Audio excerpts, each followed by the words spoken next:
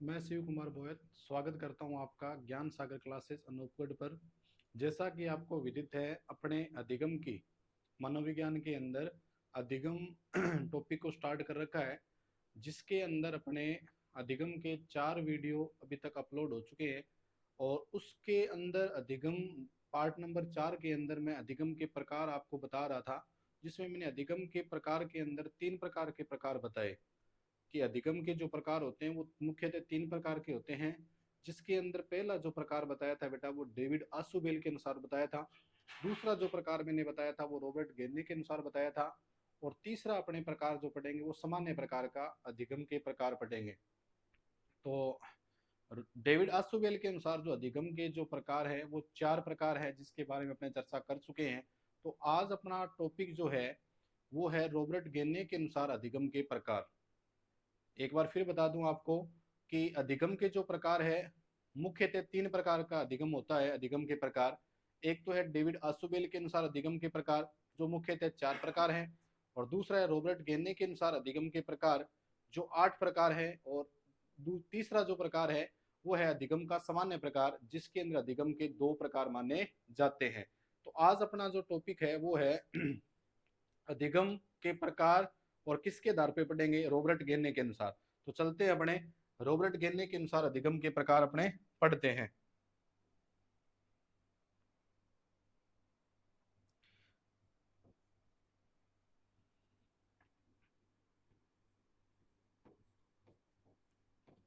Robert गेने के अनुसार रॉबर्ट गेने के अनुसार अधिगम के प्रकार। अधिगम के प्रकार, रॉबर्ट गेने के अनुसार अधिगम के प्रकार।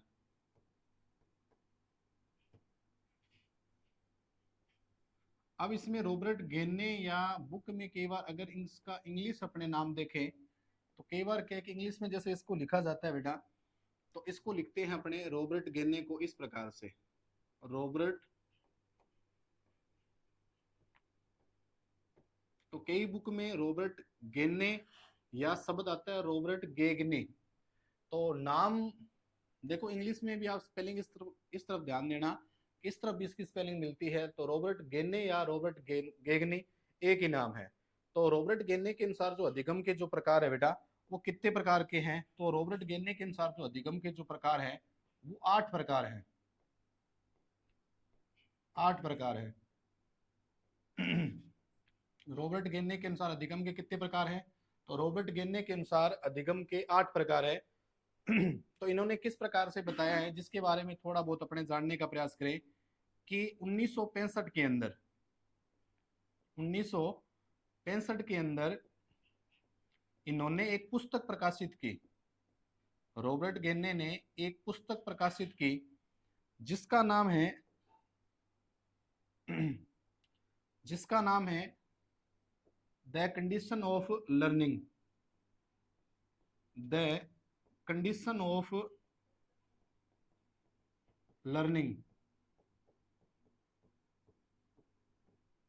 The condition of learning. एक बार फिर बता दूं कि रॉबर्ट गेने ने सन 1965 के अंदर एक पुस्तक को प्रकाशित किया। और उस पुस्तक का नाम क्या है बेटा, द कंडीशन ऑफ लर्निंग, या जिसको क्या कहते हैं, अधिगम की स्थितियां। अधिगम की स्थितियां। कहने का मतलब ये है कि रॉबर्ट गेने ने अपनी पुस्तक, जिसका नाम क्या है, द कंडीशन ऑफ लर्निंग, जिसके अंदर अधिगम के जो प्रकार बताए हैं, कौन सी पुस्तक के अंदर, द कंडीशन ऑफ लर्निंग के अंदर अधिगम के जो प्रकार बताए हैं बेटा, वो कितने प्रकार बताए हैं, 8 प्रकार बताए हैं। और ये पुस्तक कब प्रकाशित हुई है, तो ये पुस्तक बेटा प्रकाशित हुई है सन 1965 के अंदर। और इसके बाद सबसे महत्वपूर्ण बात यह है कि इन्होंने जो अधिगम के जो प्रकार बताए हैं, इन्होंने जो अधिगम के जो प्रकार बताए हैं, इन्होंने अधिगम के प्रकार, अधिगम के प्रकार को पिरामिड के आधार पर, पिरामिड के आधार पर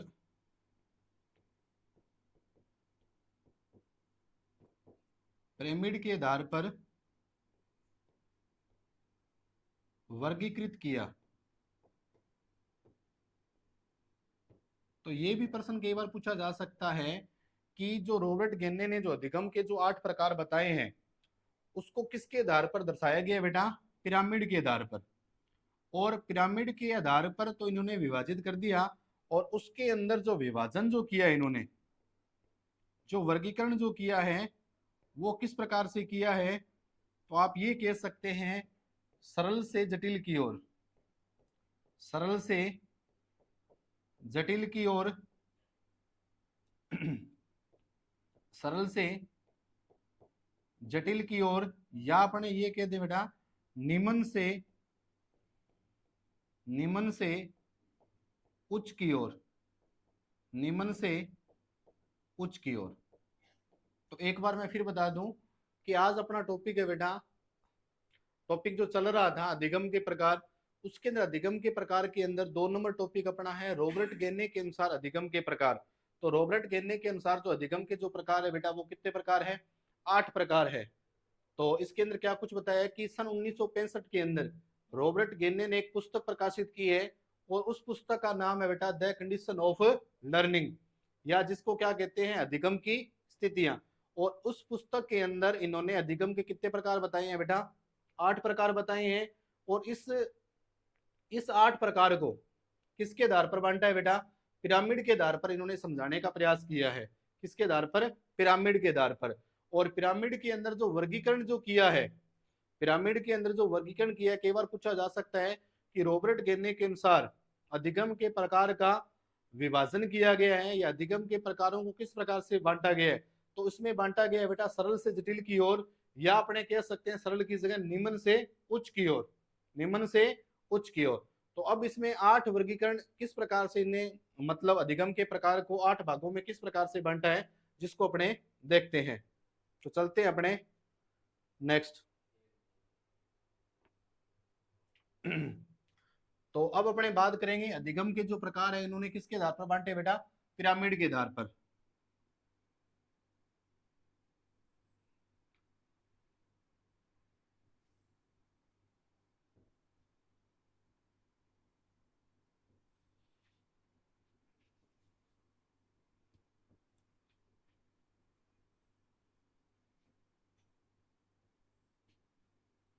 तो कहने का मतलब है इन्होंने अधिगम के जो प्रकार बांटे हैं उसको 8 प्रकार से इन्होंने वर्गीकृत किया है।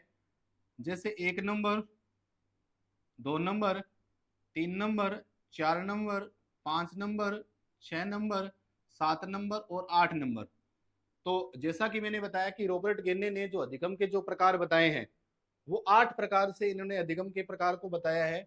और 8 प्रकारों को किसके आधार पर बांटा है बेटा? पिरामिड के आधार पर वर्गीकृत करने का प्रयास किया है। और इनका जो विभाजन किया है वो किस प्रकार से किया है बेटा? सरल से किस तरफ बेटा? जटिल की ओर, सरल से जटिल की ओर, या अपने ये कह सकते हैं निम्न से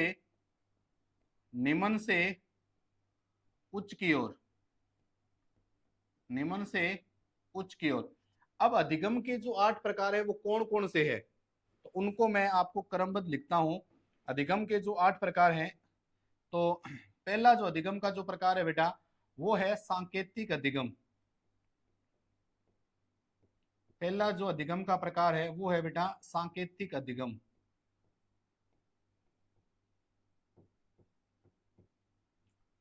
पहला जो अधिगम का प्रकार है वो है सांकेतिक अधिगम। और दूसरा जो प्रकार है बेटा वो है उद्दीपक उद्दीपक अनुक्रिया अधिगम। और तीसरा जो प्रकार है बेटा वो है श्रृंखला अधिगम। तीसरा जो प्रकार है बेटा वो कौन सा है? श्रृंखला अधिगम। और चौथा जो प्रकार है बेटा वो है शाब्दिक साश्रय अधिगम। शाब्दिक साश्रय अधिगम।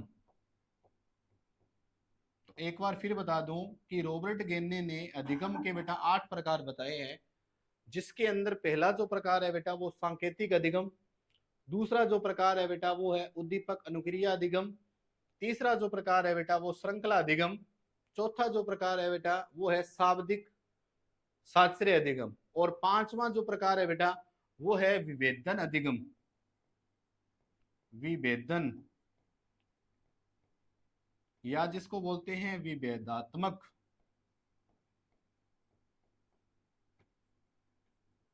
अधिगम। 6 नंबर जो है वो है बेटा संप्रत्यय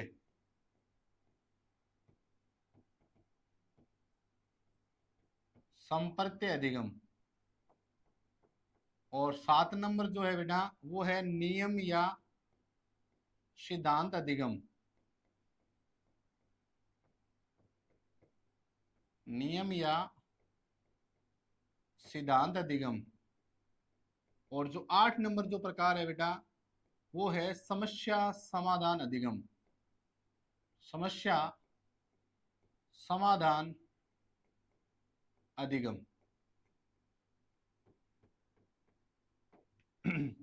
अब ये मैंने अधिगम के 8 प्रकार बताए हैं, जिनका बेटा इंग्लिश वर्जन भी अपने को पता होना चाहिए। केवल केक इंग्लिश के अंदर भी पूछा जा सकता है। तो जैसे सांकेतिक अधिगम को इंग्लिश में क्या कहते हैं बेटा? Signal learning. Signal learning. और उद्दीपक अनुक्रिया अधिगम को कहते हैं बेटा स्टिमुलस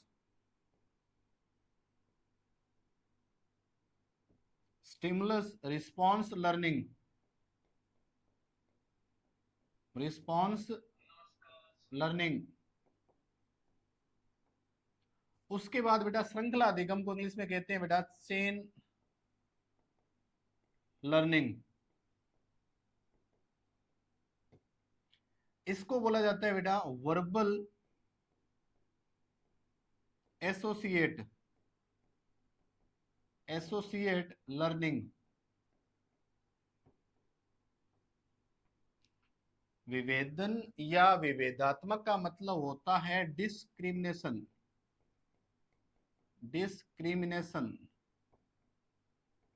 लर्निंग।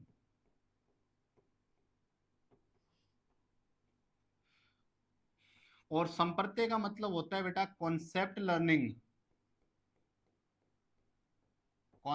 लर्निंग। और इसको बोलते हैं बेटा रूल लर्निंग।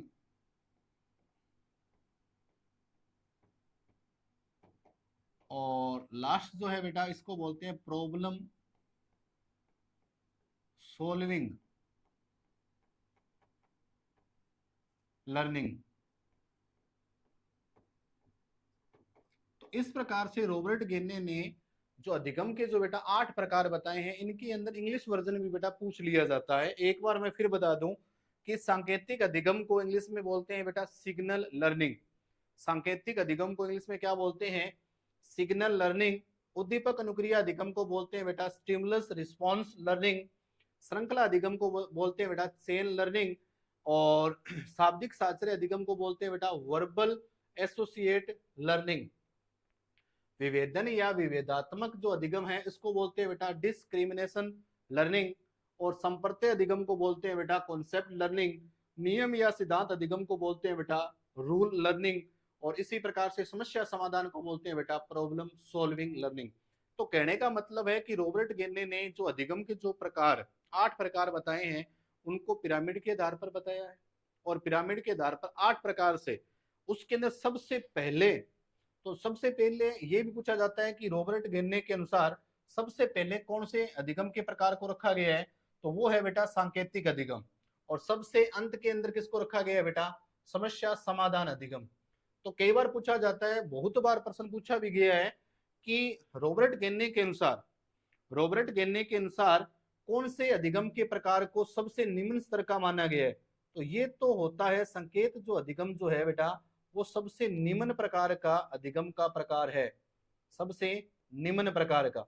अगर यही बात करें समस्या समाधान की, तो ये सबसे उच्च प्रकार का अधिगम का प्रकार है, सबसे उच्च प्रकार का, सबसे उच्च प्रकार का।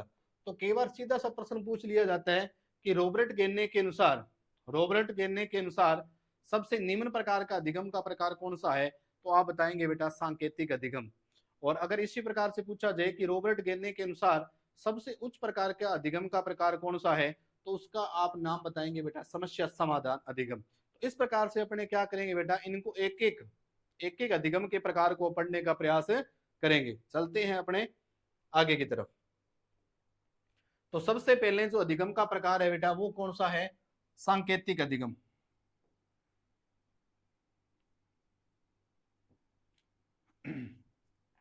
तो नंबर एक जो है रॉबर्ट गेन्ने के अनुसार बेटा, उसका नाम है बेटा सांकेतिक अधिगम, सांकेतिक अधिगम। देखो ये टॉपिक परीक्षा की दृष्टि से बहुत ही महत्वपूर्ण टॉपिक है। हर एग्जाम के अंदर कहीं ना कहीं प्रत्यक्ष या अप्रत्यक्ष रूप से टॉपिक के अंदर क्वेश्चन पूछा जाता है, तो इस टॉपिक पे विशेष ध्यान देने की बेटा आवश्यकता है। सांकेतिक अधिगम। अब सांकेतिक अधिगम सबसे पहले तो ये ध्यान होना चाहिए कि सांकेतिक अधिगम कहते किसे हैं। सांकेतिक अधिगम या संकेत अधिगम का मतलब क्या होता है।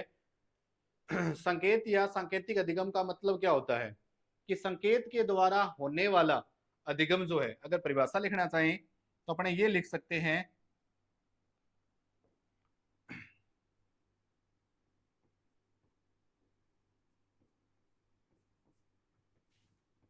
संकेत के द्वारा,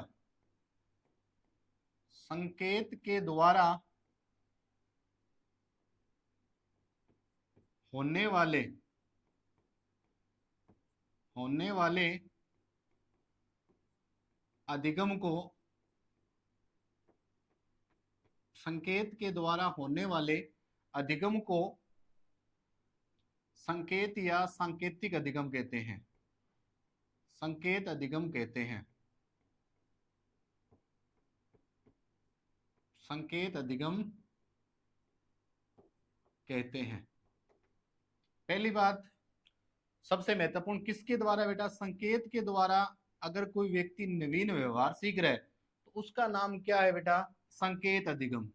क्या है बेटा, संकेत अधिगम। दूसरा इसके अंदर यह प्रश्न पूछा जाता है बहुत ही शानदार, इसके अंदर बहुत ही महत्वपूर्ण प्रश्न पूछा जाता है कि ये जो अधिगम का जो प्रकार है,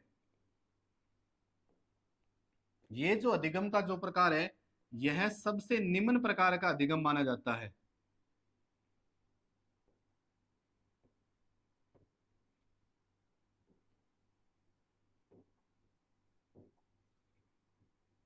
यह सबसे निम्न प्रकार का अधिगम माना जाता है, सबसे निम्न प्रकार का अधिगम माना जाता है।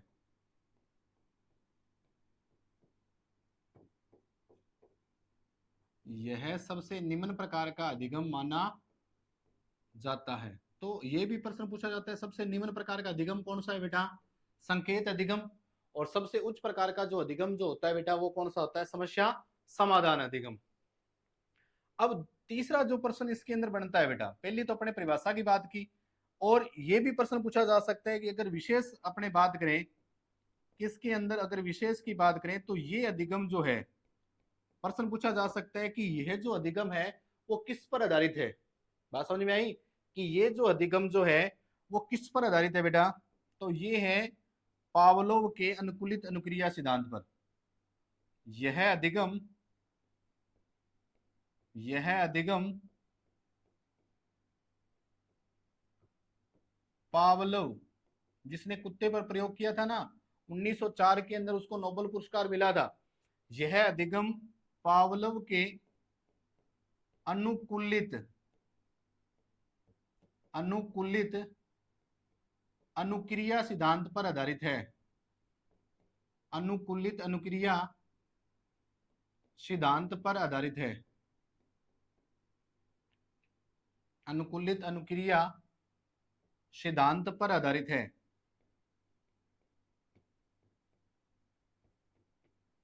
तो देखो अलग अलग प्रकार के प्रश्न जो बन रहे हैं वही मैं बता रहा हूँ। सबसे पहले बेटा मैंने इसकी परिभाषा बताने की बात की, तो संकेत के द्वारा होने वाला अधिगम संकेत अधिगम। दूसरी बात करें कि ये जो अधिगम जो होता है वो सबसे निम्न प्रकार का अधिगम माना जाता है। तीसरी बात है कि ये अधिगम किस पर आधारित होता है, तो ये जो अधिगम जो है वो किस पर आधारित है बेटा, कौन से सिद्धांत पर, पावलोव के अनुकूलित अनुक्रिया सिद्धांत पर आधारित है। किस पर, पावलोव के अनुकूलित अनुक्रिया सिद्धांत पर आधारित है। अब अगर इसके अंदर बात करें अपने बेटा एग्जाम्पल की, उदाहरण की बात करें, तो किस प्रकार से, मतलब उदाहरण का मतलब कि इसके अंदर किस प्रकार के प्रश्न आपसे पूछे जा सकते हैं। तो अगर एग्जाम्पल की बात करें तो आप ये कह सकते हैं कि जैसे जैसे घंटी बजने पर घंटी बजने पर भोजन का आना, भोजन का आना, घंटी बजने पर भोजन का आना। तो यहां घंटी क्या है बेटा, तो यहां घंटी एक क्या है, संकेत है। घंटी बजने पर भोजन का आना, या अपने दूसरा ये कह सकते हैं कि स्कूल की घंटी बजने पर, स्कूल की घंटी बजने पर बच्चे द्वारा, बच्चे द्वारा बैग को बंद करना, बैग को बंद करना। तो कहने का मतलब यहां भी जो घंटी जो है, स्कूल की घंटी जो है बेटा वो क्या है, एक प्रकार का क्या है बेटा, संकेत है। या तीसरा एग्जांपल अगर अपने बात करें तो अपने ये भी कह सकते हैं, क्या कह सकते हैं, जैसे एक बार मैं फिर बता दूं बेटा कि अपना पहला अधिगम का प्रकार, रॉबर्ट गेने के अनुसार अधिगम का प्रकार पढ़ रहे हैं, उसमें 8 प्रकार के अंदर पहला जो प्रकार है बेटा वो है सांकेतिक अधिगम। तो सांकेतिक अधिगम की सबसे पहले अपने परिभाषा बताइए कि संकेत के द्वारा होने वाला अधिगम जो होता है वो संकेत अधिगम कहलाता है। और दूसरा प्रश्न इसमें पूछा जाता है कि ये जो अधिगम का प्रकार है वो कौन सा प्रकार है, तो यह सबसे निम्न प्रकार का अधिगम माना जाता है। उसके बाद अगर देखा जाए तो ये अधिगम कौन सी सिद्धांत पर आधारित है बेटा, तो पावलोव के अनुकूलित अनुक्रिया सिद्धांत पर आधारित है। उसके बाद देखो एग्जाम्पल किस प्रकार से पूछा जा सकता है कि घंटी बजने पर भोजन का आना, तो घंटी यहाँ क्या है, संकेत है। इसी प्रकार से स्कूल की घंटी बजने पर बच्चे द्वारा बैग को बंद करना, तो स्कूल की घंटी भी यहाँ क्या है बेटा, संकेत है। और तीसरा एग्जाम्पल अगर बात करें तो अपने ये लिख सकते हैं कि अध्यापक का कक्षा में, अध्यापक का कक्षा में प्रवेश करने पर, अध्यापक का कक्षा में प्रवेश करने पर बच्चे का चुप होना, बच्चों का चुप होना। अब ये भी क्या है, एक प्रकार का संकेत अधिगम है। तो अध्यापक यहाँ क्या है, एक प्रकार का संकेत है। तो आशा करता हूँ ये टॉपिक आपको बेटा समझ में आया होगा। तो अपने पहला जो पढ़ा अधिगम का प्रकार वो क्या है बेटा, संकेत अधिगम। अब चलते हैं अपने नेक्स्ट दूसरा अधिगम का प्रकार।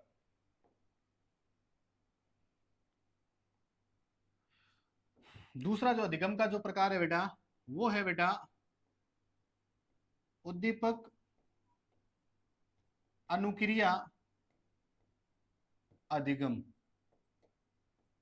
उद्दीपक अनुक्रिया अधिगम, जिसको अपने इंग्लिश में बोलते हैं बेटा स्टिमुलस रिस्पॉन्स लर्निंग। अब कहने का मतलब जैसे नाम से ही पता चल रहा है, उसके अंदर तो संकेत के द्वारा क्या हो रहा था, अधिगम हो रहा था।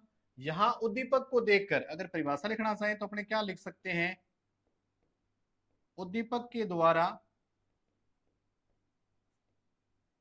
उद्दीपक के द्वारा होने वाली, होने वाली अनुक्रिया का अध्ययन, होने वाली अनुक्रिया, उद्दीपक को देखकर, किसको देखकर बेटा, उद्दीपक को देखकर होने वाली अनुक्रिया क्या कहलाएगी बेटा, उद्दीपक अनुक्रिया अधिगम कहलाएगा, स्टिमुलस रिस्पॉन्स लर्निंग कहलाएगा। क्या कहलाएगा बेटा, स्टिमुलस रिस्पॉन्स लर्निंग कहलाता है। अब कहने का मतलब उद्दीपक क्या होता है, उद्दीपक का मतलब क्या होता है, जिसको देखकर व्यक्ति क्रिया करता है। जैसे किसी बालक का वैकेंसी को देखकर तैयारी करना, तो वैकेंसी वहां क्या है बेटा, उद्दीपक है। या स्वादिष्ट भोजन को देखकर लार का टपकाना, तो वो क्या है, उद्दीपक है। मतलब जिसको देखकर क्रिया जो होती है, जिसको देखकर क्रिया जो होती है वो होती है उद्दीपक होती है। मतलब उद्दीपक भी दो प्रकार के होते हैं, स्वाभाविक होता है और एक होता है अर्जित भी होता है। अब स्वाभाविक का मतलब ऐसा उद्दीपक जो सबके लिए समान होगा, जो सबके लिए क्या होगा, समान होगा, मतलब समान व्यवहार करेंगे।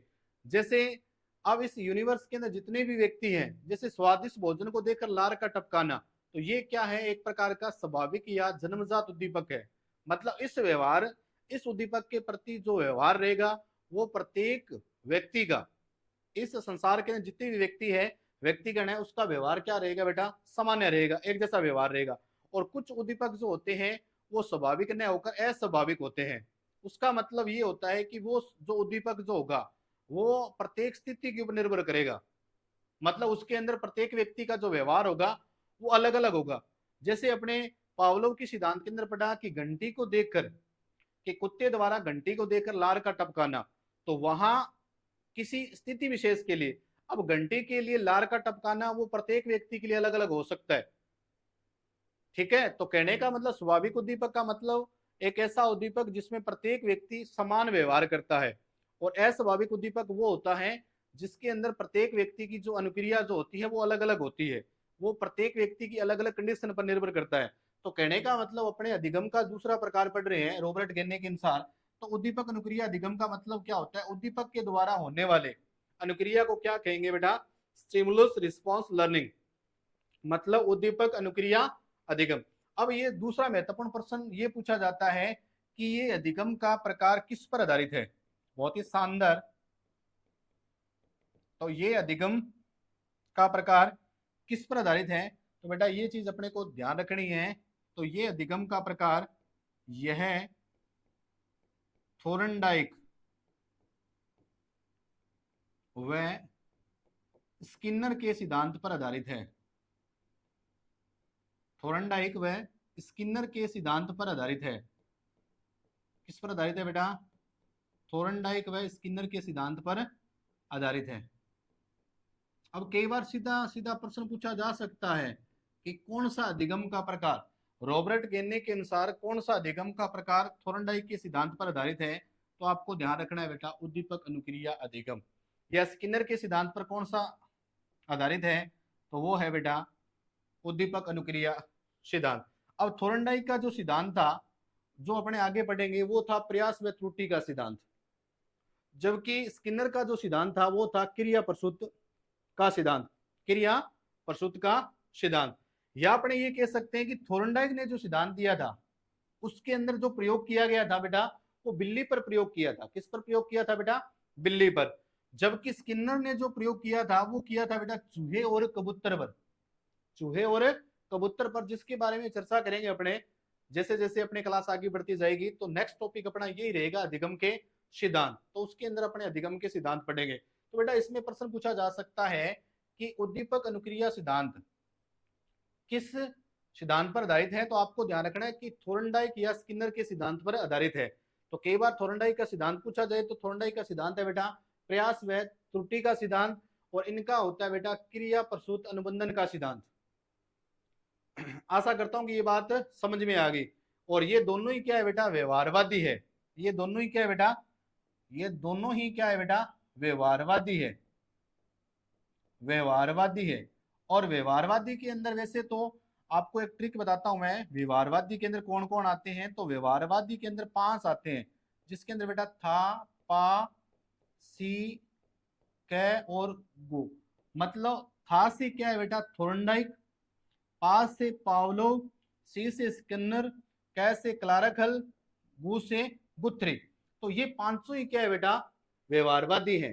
तो कई बार यहाँ बहुत ही शानदार प्रश्न पूछा जा सकता है कि निम्न में से व्यवहारवादी कौन है, कि निम्न में से व्यवहारवादी कौन है।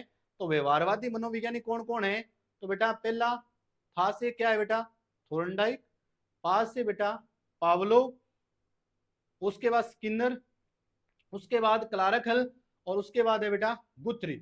अगर इनके सिद्धांत के नाम बताना चाहूं तो बेटा इसके सिद्धांत का थोर्नडाइक का जो सिद्धांत था वो था बेटा प्रयास व त्रुटि का सिद्धांत, पावलोव का जो था अनुकूलित अनुक्रिया सिद्धांत, स्किनर का तो जो सिद्धांत था बेटा वो था क्रिया प्रसूत अनुबंधन का सिद्धांत, क्लारक हल का जो होता है बेटा वो है पुनर्बलन या सबलीकरण का सिद्धांत, और गुथरी का जो सिद्धांत है बेटा वो है सामीप्य अनुबंधन का सिद्धांत। तो कहने का मतलब ये पांचों जो सिद्धांत है वो बेटा किस पर आधारित है, मतलब ये पांचों ही क्या है व्यवहारवादी सिद्धांत है। और ये जो व्यवहारवादी जो है और ये इन्होंने केवल किस पे जोर दिया, ये रटने की जो प्रवृत्ति जहां से आई है, जैसे डेविड आसुबेल ने इसका मतलब विरोध भी किया था कि जो जितने भी व्यवहारवादी है उन्होंने क्या किया, उसका अधिगम का डेविड आसुबेल के अनुसार जो अधिगम का प्रकार है उसके अंदर पहला प्रकार है रटकर सीखना, रोट लर्निंग, जिसका विरोध किसने किया था, डेविड आसुबेल ने।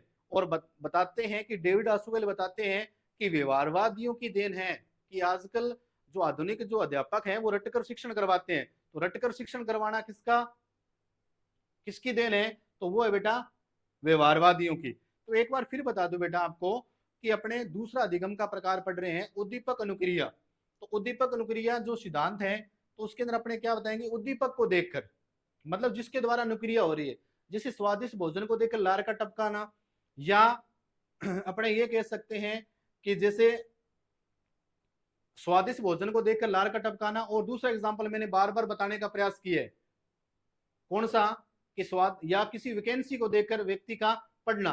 तो कहने का मतलब ये दोनों ही क्या है बेटा उद्दीपक है। उद्दीपक को देखकर अगर अनुक्रिया होगी उसको क्या कहेंगे बेटा स्टिमुलस रिस्पॉन्स लर्निंग। और ये किस पर आधारित है बेटा, ये थोर्नडाइक व स्किनर के सिद्धांत पर आधारित है। तो इसके अंदर अगर आप एग्जाम्पल लिखना चाहें तो आप ये लिख सकते हैं,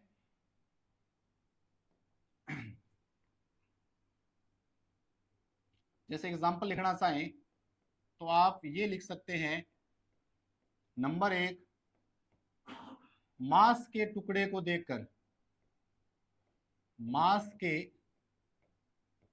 टुकड़े को देखकर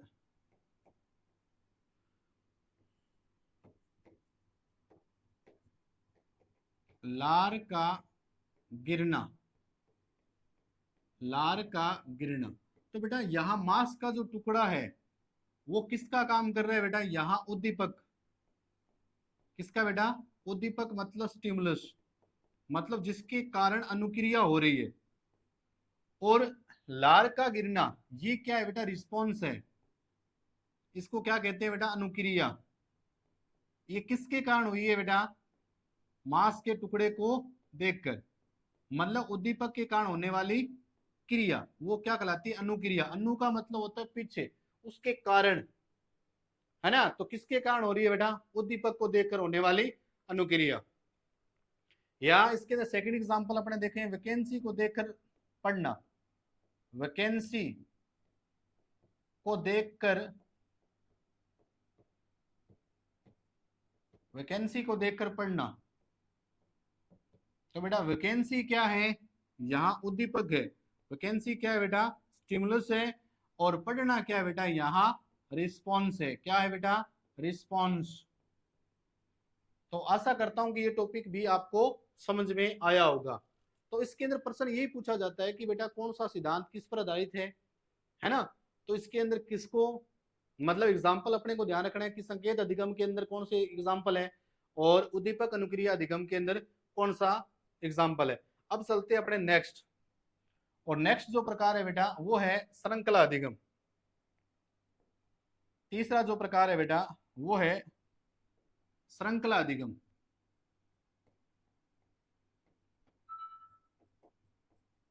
तीसरा जो प्रकार है बेटा वो है श्रृंखला अधिगम। श्रृंखला अधिगम जिसको अपने कहते हैं चेन लर्निंग। श्रृंखला अधिगम का मतलब क्या होता है, श्रृंखला का मतलब होता है कि किसी बालक द्वारा कर्मिक रूप से कोई नवीन व्यवहार सीखना। तो अपने इसकी सबसे पहले परिभाषा लिखना चाहेंगे।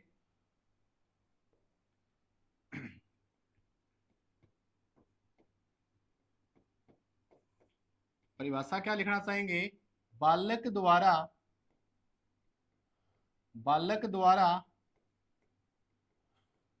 कर्मिक रूप से कर्मिक रूप से कर्मिक रूप से सीखना, कर्मिक रूप से बेटा सीखना, वो क्या होता है बेटा? श्रृंखला अधिगम होता है। देखो इसके अंदर देखो शब्द क्या है बेटा? कर्मिक। कर्मिक का मतलब होता है क्रमबद्ध तरीके से, मतलब एक वन बाय वन, एक सीरियल से, एक क्रमबद्ध तरीके से अगर कोई नवीन व्यवहार सीख रहा है, ठीक है, कुछ नया सीख रहा है, तो वही क्या होता है बेटा? श्रृंखला अधिगम। जैसे कुछ बालक ऐसे होते हैं कि जैसे कई बार एग्जाम्पल भी पूछा जाता है कि जैसे कोई एक बालक है जो क्या करता है, मतलब जो डेली जो दिनचर्या जो होती है उसके अंदर क्या है कि वो लगातार इस प्रकार के क्रमबद्ध तरीके से काम करता है कि जैसे विद्यालय की छुट्टी होने के बाद बच्चा क्या आता है, घर पे आता है, तो सबसे पहले वो क्या करता है? अपने जूतों को, जहां वो रोजाना खोलता है वहां जाता है और अपने जूतों को क्या है वहां खोलता है। फिर क्या करता है? अंदर जाता है और फिर अपने क्या करती है वो, मतलब करता क्या है? वो ड्रेस चेंज करता है। तो देखो इसके अंदर क्रमबद्ध है, मतलब प्रतिदिन का शेड्यूल क्या है? सबसे पहले वो जहां जूते उतारता है वहां जाता है, वहां अपने जूतों को उतारता है, उसके बाद उस रूम में जाता है जहां वो क्या है अपने कपड़े चेंज करता है, फिर क्या करता है? वो हाथ धोता है और हाथ धो के क्या करता है बेटा?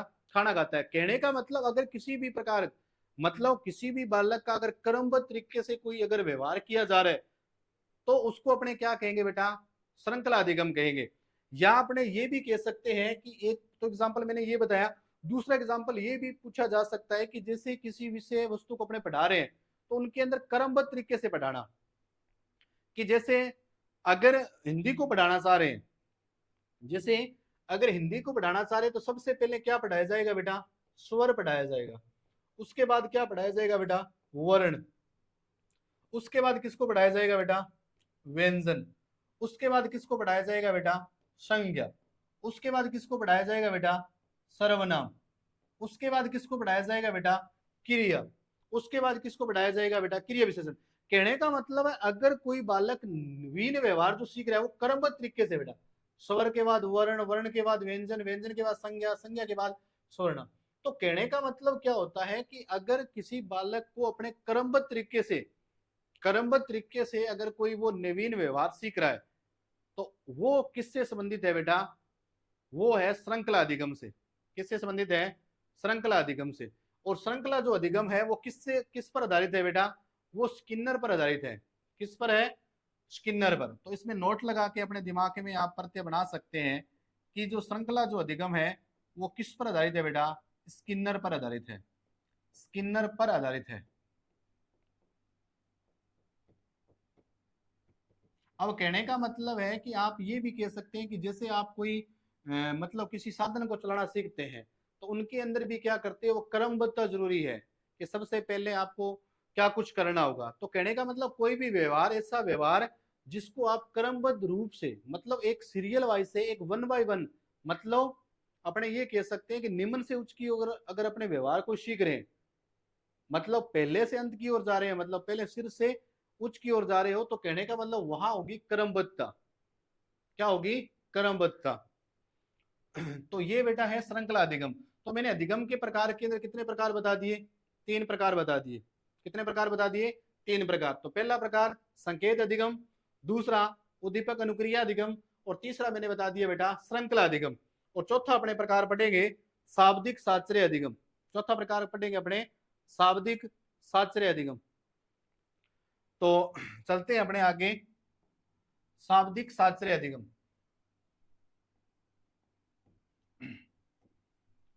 शाब्दिक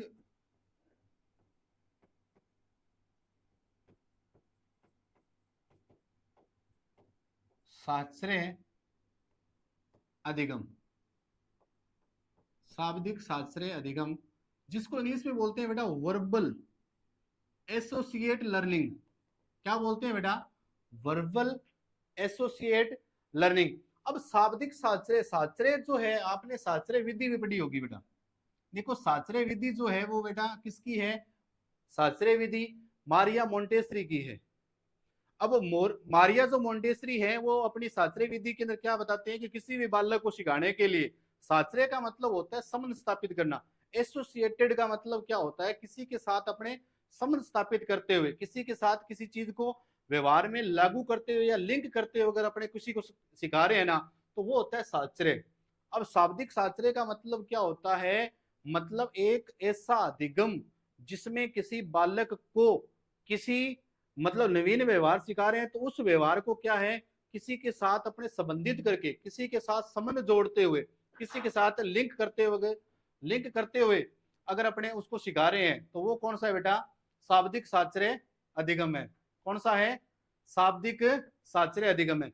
तो शाब्दिक साचर्य का मतलब क्या है बेटा, शाब्दिक साचर्य अधिगम का मतलब क्या है कि एक ऐसा अधिगम जिसके अंदर क्या होता है कि अपने संबंध स्थापित करते हुए, क्या करते हैं बेटा, संबंध स्थापित करते हुए क्या करते हैं, नवीन व्यवहार सिखाते हैं। कि जैसे मान लीजिए एग्जाम्पल की बात करें बेटा, जैसे एग्जाम्पल की बात करें कि अगर कोई अध्यापिका किसी छोटे बालक को या बालिका को कविता सिखा रही है। अब जैसे आपने पढ़ा भी होगा कि जैसे जो अध्यापिका जो होती है वो क्या करती है, कविता सिखाती है। जैसे मछली जल की रानी है, क्या है बेटा, मछली जल की रानी है। तो कहने का मछली जल की रानी है, तो जो भी मेम जो है, कहने का मतलब जो भी अध्यापिका जो है वो किसकी तरह बेटा, मछली की तरह नृत्य करते हुए उसको क्या है, समझ स्थापित करते हुए क्या करती है, उसको सिखाने का प्रयास करती है। तो कहने का मतलब एक ऐसा व्यवहार जिसके अंदर मतलब कोई भी नवीन व्यवहार सिखाने के लिए क्या करें, उसको समझ स्थापित करते हुए, किसी के साथ लिंक जोड़ते हुए अगर अपने कोई नवीन व्यवहार सिखाया जाए, तो क्या है उसको अपने क्या कहते हैं, जैसे शाब्दिक साचर्य अधिगम। जैसे बहुत सारे एग्जाम्पल है कि जैसे इसके अंदर एक एग्जाम्पल ये भी दे रखा है कि जैसे जैसे नौलखा मंगवा दे जैसे गीत है, उसके अंदर क्या है कि उस गाने के अंदर मतलब गले की तरफ आ जाना, किसकी तरफ है, गाने की तरफ आ जाना, मतलब नौलखा मंगवा दे में गले की तरफ आ जाना, सॉरी गाने की तरफ नहीं, नौलखा मंगवा दे मतलब जो सॉन्ग जो है उसके अंदर किसकी तरफ जाना बेटा, गले की तरफ आ जाना। या झुमका गिरा रे उसके अंदर कान की तरफ आ जाना। तो कहने का मतलब कोई भी नवीन व्यवहार सिखा रहे हैं उसके साथ समझ स्थापित करते हुए, अगर किसी के अंदर समझ स्थापित करते हुए अगर नवीन व्यवहार किसी बालक को सिखाया जा रहा है, तो वो है बेटा शाब्दिक साचर्य अधिगम। तो जैसे मैंने अभी बताया कि किसी भी बालक को अगर अपने कविता सिखा रहे हैं या कोई नवीन व्यवहार सिखा रहे हैं, तो उसी को क्या है रिलेट करते हुए, उसी को अपने संबंधित करते हुए अगर सिखाने का प्रयास करेंगे, तो वो क्या है बेटा, शाब्दिक साचर्य अधिगम। तो आशा करता हूँ कि ये टॉपिक आपको समझ में आया होगा। तो अपने बाकी जो प्रकार है बेटा वो नेक्स्ट वीडियो के अंदर पढ़ेंगे। तो आज के लिए बस इतना ही। जय हिंद, जय भारत।